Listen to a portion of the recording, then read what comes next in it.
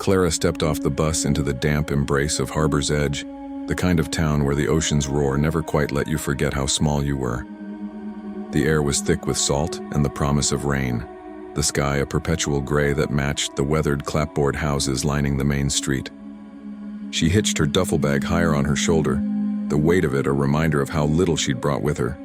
Just enough clothes for a month, a few books, and the journal her therapist had insisted she keep. At 28, she was starting over, leaving behind the neon-lit casinos of Las Vegas where her gambling addiction had nearly swallowed her whole. The losses weren't just money. They'd cost her friends, her job as a barista, and any sense of stability. But here, in this foggy corner of Oregon, she hoped the constant mist would wash away the urges that still whispered in her ear on quiet nights. Her apartment was a tiny one-bedroom above a seafood shack, the kind of place that smelled faintly of fried clams and echoed with the distant moan of foghorns. The landlord, a gruff man named Mr. Ellis with a beard like steel wool, handed her the keys with a nod. "Quiet town," he said, his voice gravelly from years of sea air. "But watch the tides. They pull things under if you're not careful." Clara forced a smile, unpacking her things methodically, folding shirts into the dresser, setting her laptop on the rickety desk by the window. The view was stunning in a brooding way. Waves crashing against jagged rocks, seagulls wheeling overhead like ghosts. She traced her finger along the window pane, fogging the glass with her breath. This was her fresh start, paid for with the last of her savings from odd jobs back home. No more late-night poker games, no more chasing the high of a winning hand. She had a job lined up at the Page Turner, the local bookstore, starting tomorrow. It felt safe, surrounded by stories that weren't her own. That first night, sleep evaded her. The bed creaked under her weight, and the rain pattered against the roof like impatient fingers. She scrolled through her phone, avoiding the gambling apps she'd deleted months ago. Instead, she found a local online forum called Coast Newcomers Network, a simple message board for people relocating to the area. Posts ranged from tips on the best clam chowder spots to warnings about slippery coastal trails. It seemed harmless, a way to combat the loneliness that had settled in like the fog outside. Clara created an account under the username Fresh Start Clara and posted a tentative introduction. Just moved to Harbor's Edge from the desert, looking for recommendations on hikes or coffee spots. Anyone else new here feeling the isolation? Responses trickled in over the next hour. A few locals suggested the bluff trails, warning about high winds. Then a private message popped up from a user named Alex Shoots, with a profile picture of a dramatic sunset over the waves. "Hey, Fresh Start Clara. I'm relatively new too. Been here a couple months shooting photos of the coastline. Isolation hits hard at first, but there's beauty in it if you know where to look. Coffee at the Driftwood Cafe tomorrow? It's got the best view in town." Clara stared at the message, her thumb hovering over the reply button. Her therapist, Dr. Ramirez, had encouraged her to make connections, but slowly, mindfully. "Build a support network," he'd said in their last video session, his voice calm and steady. "But listen to your gut. It's gotten you this far." Alex seemed genuine, his posts on the forum full of artistic shots of lighthouses and tide pools. What harm could coffee do? She typed back, "Sure, sounds good. 10 a.m. work." His reply was instant. "Perfect. See you there." The next morning, Clara walked to the bookstore for her shift, the streets slick with overnight rain. The Page Turner was a cozy nook, crammed with shelves of paperbacks and the scent of old pages mixed with fresh brewed tea. Her boss, a warm woman named Rita with silver-streaked hair, showed her the ropes, stocking shelves, recommending reads, handling the ancient cash register. "You'll fit right in," Rita said, patting her arm. "Town's full of folks starting over, like you." Clara nodded, shelving mysteries and thrillers, her mind drifting to the coffee meetup. By afternoon, she felt a flicker of normalcy, chatting with customers about beach reads. As evening approached, she headed to the Driftwood Cafe, a weathered building perched on the edge of the beach with windows overlooking the churning sea. The place was half empty, locals nursing mugs at the counter, the barista humming to a soft folk tune on the radio. Clara ordered a black coffee and sat by the window, watching waves foam against the shore. Her heart picked up pace, Nerves, or maybe excitement. It had been ages since she'd met someone new without the haze of a bet hanging over her. Alex arrived a few minutes late, shaking rain from his jacket. He was in his early 30s, tall with tousled, dark hair and a camera slung over his shoulder. "Clara? Hey, great to meet you in person." His smile was easy, his handshake firm but not lingering. They settled into conversation effortlessly, him talking about capturing the perfect fog-shrouded shot, her sharing vague details about leaving the heat of Vegas for the cool coast. "It's like the ocean resets everything," he said, sipping his latte. "Washes away the old you." Clara nodded, feeling a connection in his words. But as they talked, he mentioned something odd. "This town has ways of helping people find their purpose. Ever feel like life's pulling you towards something bigger?" His eyes held hers a beat too long, intense in the dim light. She brushed it off, attributing it to artistic flair. They parted with promises to chat more online, Alex waving as he headed into the gathering dusk. Walking home, Clara felt lighter, the rain a gentle drizzle now. But as she unlocked her door, a chill crept in, not from the weather, but from a nagging thought. Why had he asked so many questions about her family back home, or if she had close ties here? She shook her head, chalking it up to small talk. Yet as she lay in bed that night, the foghorn's wail seemed louder, more insistent, like a warning echoing from the sea. The next day dawned with the same relentless gray, but Clara woke with a sense of purpose. Her therapy session was scheduled for noon, a video call with Dr. Ramirez that she squeezed in during her lunch break at the bookstore. She sat up in the back room, surrounded by stacks of unshelved books, her laptop balanced on a crate. Dr. Ramirez's face filled the screen, his office background a stark contrast to her chaotic setup, neat bookshelves and a potted plant. "How's the new town treating you, Clara?" he asked, adjusting his glasses. "It's quiet," she replied, twisting a strand of hair. "Started the job, met a few people, even made a connection on a local forum." She described Alex, the coffee meetup, the easy flow of conversation. Dr. Ramirez nodded thoughtfully. "That's positive. Building relationships is key to recovery. But remember, take it slow. New places can bring old temptations, or new ones. Any urges?" Clara hesitated, glancing at her phone where a text from Alex had buzzed in that morning. A photo of a misty beach with the caption, "Thought of our chat. Let's explore sometime." The urge to respond immediately was there, like the pull of a slot machine lever. "A little," she admitted.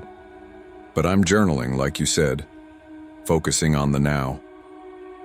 They talked through strategies, mindful breathing, avoiding isolation. By the end, she felt grounded, promising to check in next week. Back on the floor, Rita noticed her distraction. "Everything okay, dear? You seem a million miles away." Clara smiled, shelving a row of romance novels. "Just adjusting. This place is growing on me." The afternoon passed in a blur of customers, a fisherman looking for sea tails, a tourist seeking maps. Her phone vibrated again. "Alex. Loved our talk. Share more about your fresh start? I'm all ears." They texted back and forth, Clara opening up about her move, the need for change without diving into the gambling details. His responses were empathetic, laced with stories of his own reinventions, as a photographer chasing light in forgotten places. A few days later, Alex asked for a small favor in a message. "Hey, could you pick up a package for me at the post office? I'm stuck editing photos all day, and it's time sensitive. I'll owe you one." Clara stared at the screen. It seemed innocent enough. The post office was a short walk from the bookstore. Why not? Helping felt good, a way to build that network Dr. Ramirez talked about. She agreed, grabbing the tracking number he sent.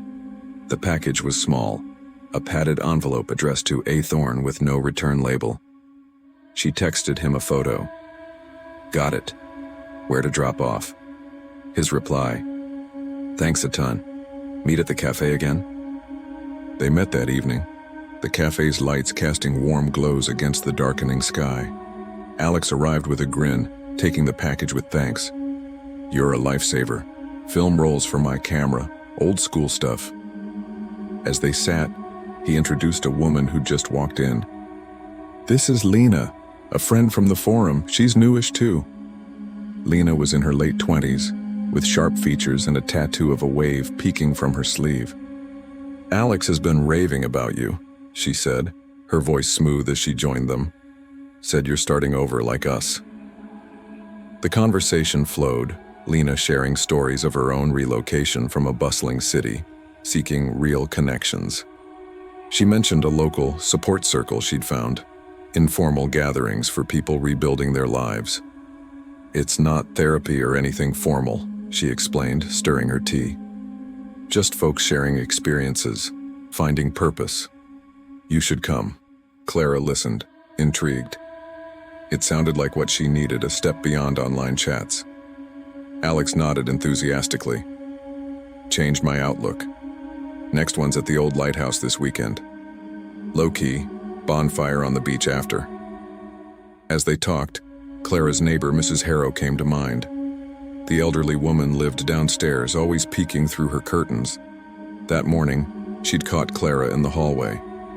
"Saw you coming back late last night, dear. Be careful with strangers here.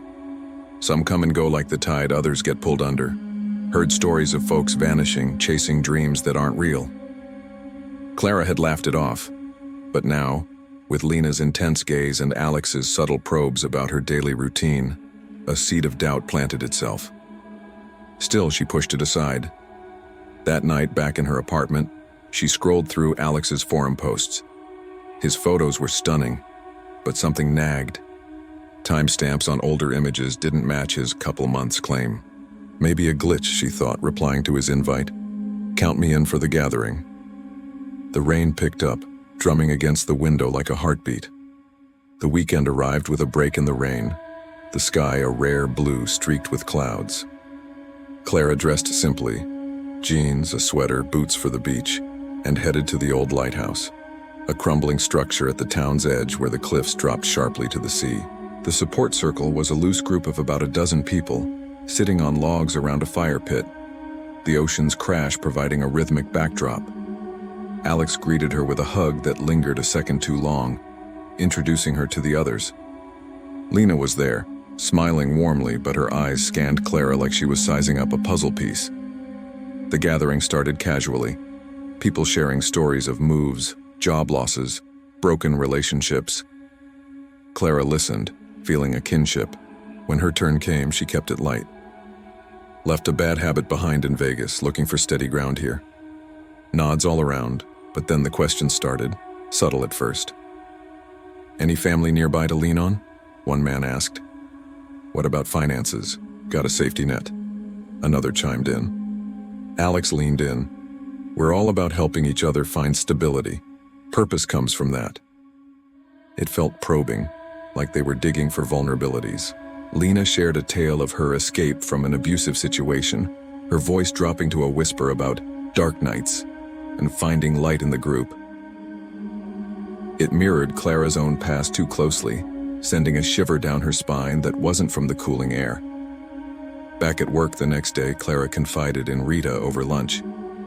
"Met some people at a meetup. Seems nice, but intense." Rita frowned, wiping her hands on her apron. "That forum crowd? Heard rumors. Shady types mixing in. Stick to books, hun. They're safer." Clara nodded, but the words stuck. In her therapy session that afternoon, she brought it up. Dr. Ramirez leaned forward on screen. "Sounds promising, but research it. Look up local news on similar groups. Trust, but verify." That night, alone in her apartment, Clara searched online. Forum threads mentioned support circles fondly, but deeper digs revealed whispers. Newcomer went to one, hasn't posted since. Heard about missing persons tied to coastal meetups. She dismissed it as urban legend, her addiction history making her prone to paranoia. The rain returned, tapping insistently. Alex texted soon after. "Great having you there. Favor? Need a ride to a warehouse out by the docks. Picking up photo gear. You're the best," Clara agreed, picking him up in her beat-up sedan the next evening. The drive was quiet at first, the road winding through foggy pines. Then Alex started talking about opportunities, side gigs the group offered, easy ways to build a nest egg.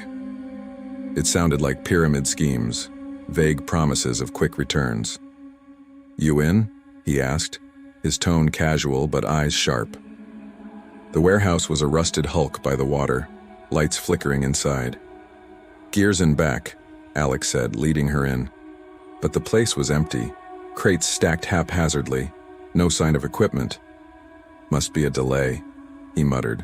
Then two figures emerged from the shadows, rough men in hoodies nodding at Alex like old acquaintances.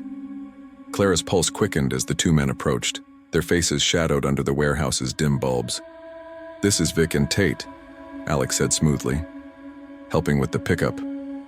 Vic was stocky, with a scar across his cheek, while Tate was lean and twitchy, eyes darting like he was expecting trouble. They exchanged glances with Alex, then turned to Clara. "New recruit?" Vic asked, his voice low and gravelly. Alex laughed it off. "Just a friend helping out." But the word recruit hung in the air, heavy as the salt-scented breeze seeping through cracks in the walls. They talked in coded terms, shipments coming in, placing the right people, while Clara stood awkwardly, regretting the drive. Flashbacks hit her. Nights in Vegas, owing money to shady lenders, the fear of being cornered. "Let's head out," she said finally, voice steadier than she felt. Alex nodded, but as they left, she caught snippets of whisper. "She's perfect for the next phase. Vulnerable, no ties." Outside, the fog had thickened, headlights cutting weak beams through it. Alex was chatty on the way back, but Clara's mind raced. Was this paranoia or something real? In therapy the next day, she spilled it. Dr. Ramirez frowned. "Sounds off. Dig deeper. Check news archives for warehouse activity or group links." Clara did, late into the night. Articles popped up. Coastal scams target newcomers. Reports of extortion in self-help circles. One mentioned disappearances, people lured with promises then vanishing. Her heart sank. Mrs. Harrow called then, her voice crackly on the line. "Saw that photographer fella lurking near your car earlier. Be careful. Types like him drag folks into deep water." Lena texted next. "Missed you at the last meet. Join us soon. Big revelation coming." Clara ignored it, but Alex followed up. "Everything okay? Need to talk?" The pressure built. Then, at work, a customer mentioned the forum. "Heard it's got hackers or worse mixing in." That night, Clara returned home to find her door slightly ajar, the lock intact, but the frame scuffed. Inside, nothing missing, but her journal was open on the table, pages riffled. Someone had been there. Panic surged as Clara stared at the open journal, her private thoughts exposed. She grabbed her phone, dialing Dr. Ramirez's emergency line. "Someone broke in," she whispered when he answered. "Nothing taken, but it's them, I think." He calmed her, urging a police report. "Get out if you feel unsafe, stay vigilant." She locked the door, barricaded it with a chair, and spent the night researching. More articles. The Circle was suspected in a trafficking ring, posing as support to exploit loners, extortion, forced labor, worse. Her stomach churned. Alex's texts escalated. "We need you back. Don't make us come find you." Threat veiled as concern. Then a surprise message from Jordan Help, a user from her old online support group. "Saw your posts on that forum. I'm investigating similar groups undercover. Need help?" Jordan was real, a former addict-turned-reporter she'd chatted with years ago. They met at a distant diner, Jordan serious with a notebook. "This rings bad. Smuggling people under relocation guises. Let's expose them." En route back, headlights appeared in the rear view. Vic and Tate's car, tailing close. "Hold on," Clara said, accelerating through rainy streets. The pursuit intensified, their car swerving, horns blaring. Fog blurred everything, waves crashing nearby like thunder. Clara veered onto a side road, but heard footsteps in the dark as they hid. Crouched in the woods, rain soaking through, Clara and Jordan listened as footsteps faded. "They're gone, for now," Jordan whispered. He explained, "I'm undercover for a story. This circle is a front for smuggling. preying on vulnerables. Flashbacks to Clara's rock bottom fueled her resolve. Let's end this. They planned to infiltrate the next gathering at the lighthouse. That night, Clara posed as eager, recording on her phone. The group was abuzz, Lena leading chants about bonds. Twist, Lena was the boss, Alex her pawn, orchestrating the scams. Clara's our next asset, Lena said, spotted the phone. Chaos, chase up spiral stairs, wind howling. Mrs. Harrow texted a tip. Hidden door at base. Clara escaped, but Jordan was grabbed, yells echoing. Clara raced to the police with the recording, heart pounding. A raid hit the warehouse. Jordan freed, Alex and others arrested, but Lena slipped away. She's cunning, the detective said. In therapy, Clara processed, I faced it, didn't run. She exposed the forum, helping others, and connected with Jordan genuinely. But a final message arrived. You can't wash away everything, Clara. From Lena. Unease lingered as she walked the beach at dawn, waves whispering threats.